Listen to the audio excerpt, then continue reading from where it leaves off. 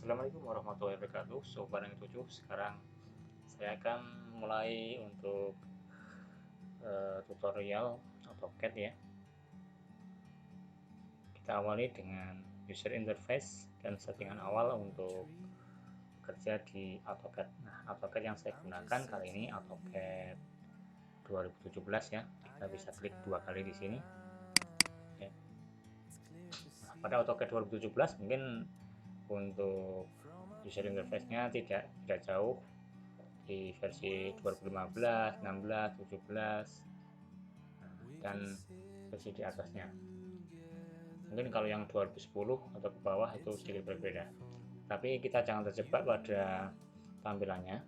Intinya bagaimana kita bekerja dengan benar, kemudian punya prinsip bekerja yang cerdas sehingga hasil bisa lebih maksimal. Jadi jangan terjebak pada user interface. Intinya adalah fungsi-fungsi dari toolbar kemudian dan sebagainya itu bisa dikuasai. Nah, sekarang kita sudah masuk di user interface pada AutoCAD. Di sini AutoCAD yang saya gunakan 2017, silahkan nanti bisa menyesuaikan ya. Nah, di sini untuk mengawali kita ya, perhatikan di layar ini. Nah, di sini kita melihat tampilan awal semacam ini, ada open file dan sebagainya. Atau di sini ada recent dokumen di mana file yang terakhir saya gunakan untuk bekerja atau saya pernah bekerja itu akan tampil di sini. Oke. Nah, untuk memulai kita bisa pilih open ya. Kalau memang mau membuka project yang sudah pernah kita kerjakan atau pilih new. Bisa juga melalui ini ya, melalui menu start menunya atau melalui icon di sini. Oke, kita buka new. Nah, di sini tampilan awal akan diminta untuk select template. Bagi pemula kita tidak usah membahas terlalu banyak. Di sini banyak template yang tersedia, intinya kita gunakan aja yang familiar di Indonesia dengan menggunakan satuan metrik ya. Nah, di sini yang tepat itu kalau pengguna AutoCAD ya, sering menggunakan adalah CAD ISO.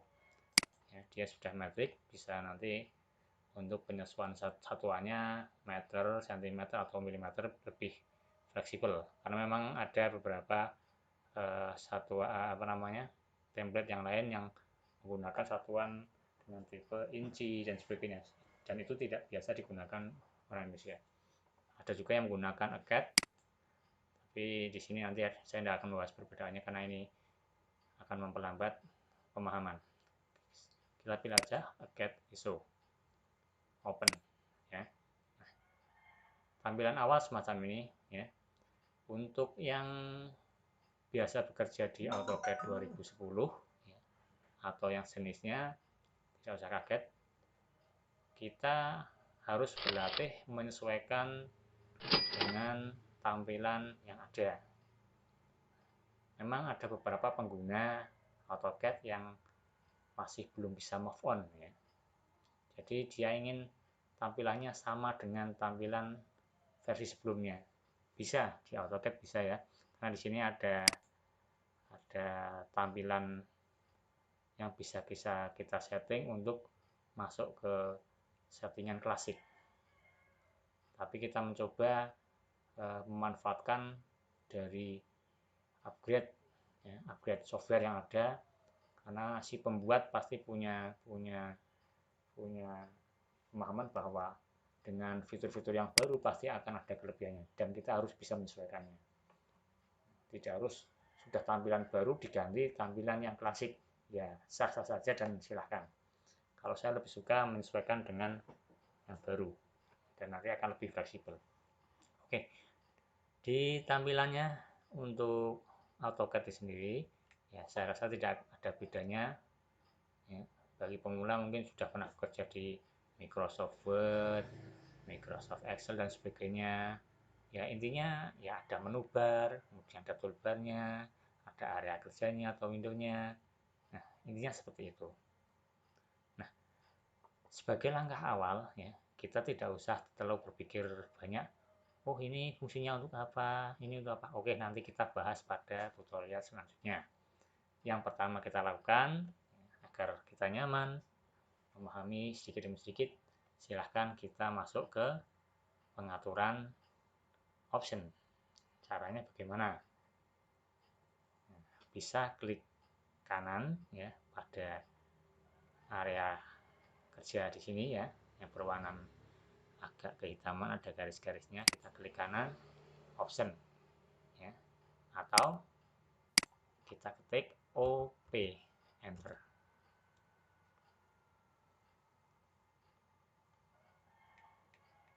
Nah, akan muncul ya, jendela option. Nah, di sini kita setting ya. Kita setting awal ringan-ringan saja dulu. Untuk file kita bahas di tutorial lanjut. Nah, ini ada pengaturan khusus. Kemudian kita masuk ke display.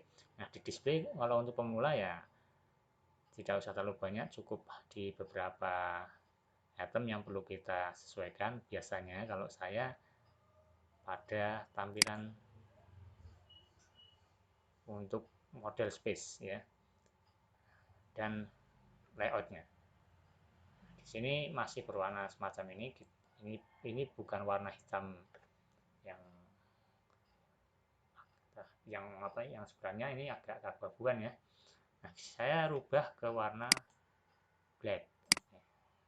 Warna black. Kemudian layout. Layout itu nanti kalau kita lihat ini adalah di sini. Biasanya untuk pencetakan ya. Pencetakan kalau yang sudah levelnya advance atau expert, dia lebih suka mencetak di layout. Bisa jadi model, nanti kalau di layout pasti tekniknya ada berbeda lagi. Bisa dirubah dengan warna yang lain atau warna sama, kita ganti hitam, tapi saya tetap putih ya. Kemudian plot preview bisa tetap putih, kalau saya tetap suka dengan warna putih. Kemudian command line saya tetap seperti ini. Nah, cukup ya, saya rasa untuk warna lebih familiar hitam. Kenapa hitam? Agar nanti kalau kita menggunakan warna layer yang warnanya tua itu bisa tetap tampil ya, bisa tampil agak jelas. Itu persepsi saya. Oke, kita apply and close. Kemudian crosshair. Crosshair ini tampilan ini ya, kalau kita gerakkan mouse-nya itu kita coba ya. Oke, ini crosshair. Nah, crosshair ini mau dibuat dengan tampilan seperti apa? Kita ubah ya, coba kita perbesar. Nah, segini misalnya. Apply. Oke. Nah, dia besar. Ada yang suka besar atau bahkan sampai 100%. Sehingga dia menggunakan ini sebagai acuan untuk garis vertikal dan horizontal. Silahkan ya. Kalau saya sendiri suka kecil, karena kalau saya cukup mengganggu kalau terlalu besar. Oke, kita lanjut untuk yang open and save. File save ya, save as. Nah, penyimpanannya ini pada versi berapa? Nah, ini penting saat kita bekerja secara tim. Jadi kalau membuat suatu rancang bangun misalnya 2 dimensi melibatkan lebih dari 2 atau 3 orang, spek komputernya itu sama semua apa enggak, dan yang terinstall itu versinya sama apa enggak. Biasanya digunakan versi yang terendah. Ternyata ada yang pengguna 2016, 17 ya, 18, 19 dan seterusnya. Nah, kita gunakan yang paling rendah agar nanti tidak usah merubah ke versi yang rendah, karena ada kendala nanti saat kita gunakan yang versi 2017 saat dibuka di 2010 itu tidak bisa sebelum diturunkan untuk format penyimpanannya. Nah, misalnya saya simpan di 2010. Nah, ya ada plus minusnya. Kalau dengan versi yang lebih rendah, otomatis kapasitas file ya setahu saya itu menjadi lebih besar. Tapi ini adalah untuk kerja tim ya, oke. Kadang saya juga di komputer PC saya menggunakan 2010, ya ini saya menggunakan laptop, maka saya tidak perlu merubah dulu karena sudah saya simpan dalam bentuk format 2010. Kemudian file safety precaution. Nah, ini di AutoCAD juga bisa auto save. Jadi kalau misalnya lampu mati atau baterai habis, kita sudah bekerja, ternyata lupa menyimpan. Nah, ini secara otomatis sesuai dengan settingan. Misalnya 10 menit. Jadi setelah 10 menit bekerja itu pasti akan tersimpan otomatis. Jadi di backup itu backup atau mungkin file asli itu sudah tersimpan secara otomatis. Ini 10 menit itu kalau orang bekerja, kalau sudah expert, dia sudah menghasilkan banyak sekali. Bisa aja 5 menit ya. Oke, kalau saya tetap 10 menit saja sudah cukup ya. Tidak masalah. Create backup copy with its save. Nah, backup ini juga perlu dicentang ya, agar nanti ada file backupnya. File asli hilang, rusak, nah, kita masih punya file cadangan. Nanti kita bahas lagi untuk file backup ini, bagaimana cara bukanya, kalau ada masalah dan sebagainya. Oke, kita lanjut pada plot and publish. Nah, pada plot and publish ini kita lewat dulu, nanti untuk settingan lebih lagi. Nah, di sistem kita bisa cek ya grafik performanya. Nah, di sini saya menggunakan laptop dengan hardware video cardnya Nvidia GeForce 940MX ya. Versinya semacam ini, pastikan ini normal. Nah, ini sudah clear semua. Oke. Rasa untuk sistem itu, kemudian user preference. Ini pastikan di insertion scale ya. Ini satuannya sama. Ya, source content unit dan target drawing unit itu sama. Ya, milimeter ya milimeter semua, senti semua. Kalau saya lebih suka bekerja di milimeter sesuai dengan default yang ada, dan ini satuan yang paling ya kalau menurut saya recommended ya untuk arsitek, walaupun banyak menggunakan meter atau senti. Nanti ada trik bagaimana disajikan dalam satuan senti atau meter, itu ada triknya. Jadi kita tetap menggunakan satu satuan yang kita gunakan sebagai acuan. Kalau saya menggunakan milimeter. Oke, untuk selanjutnya drafting. Nah, di sini untuk auto snap ini ya. Nanti kalau kita gambar itu snapnya itu besarnya berapa nanti akan disesuaikan, saya biarkan aja. Kemudian ini sudah cukup 3D modeling, kita lewati dulu karena kita bekerja di 2 dimensi dulu. Selection, oke, saya rasa sudah cukup, kita apply aja. Oke, nah. Oh ya, ada yang lupa. Nah, di drafting ya, ini auto snap setting, marker, magnet, display, auto snap tooltip, ini perlu ditampilkan apa tidak, silahkan nanti sesuai dengan kebutuhan ya. Ini seperti itu. Drafting tool tip setting. Nah, ini apakah perlu apa tidak, mengganggu apa tidak, itu perlu dipertimbangkan. Silakan sesuai dengan kebutuhan. Oke.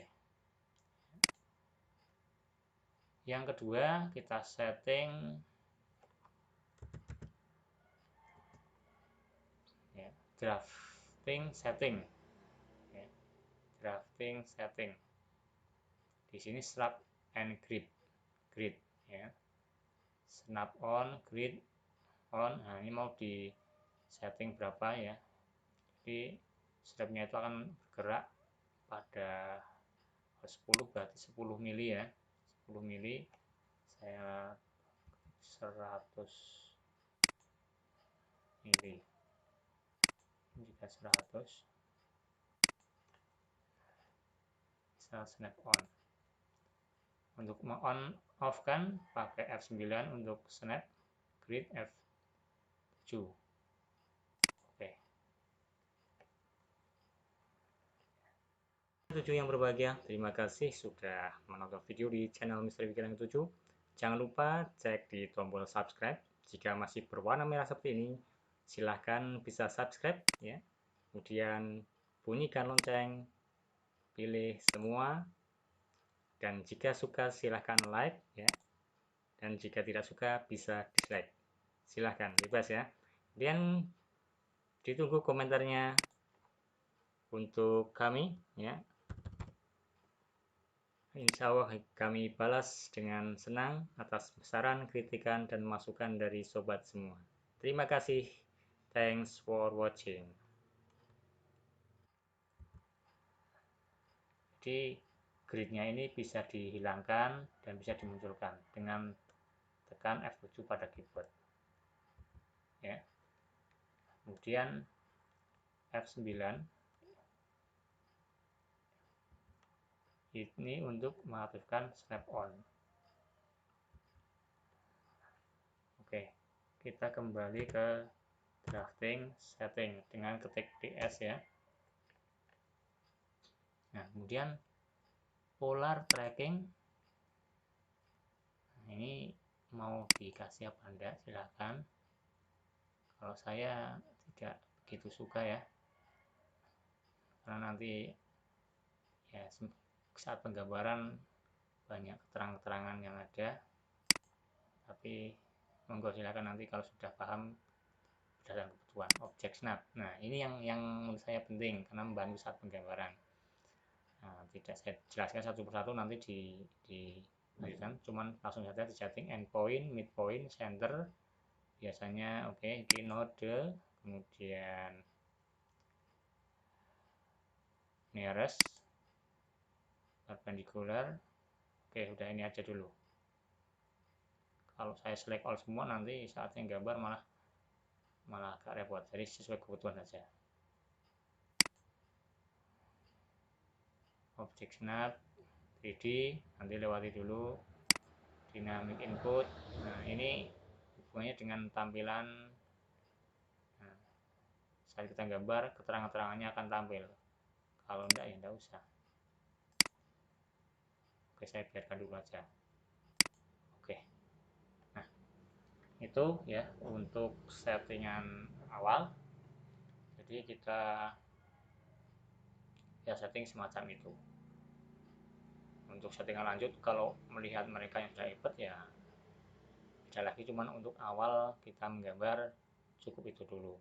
Ini nanti di model semacam ini, kemudian layout ya.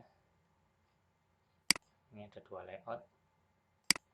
Nah, di sini masih Autodesk AutoCAD 2017 drawing 1 karena belum kita simpan ya. Nanti kalau kita simpan, kita namai misalnya latihan 1.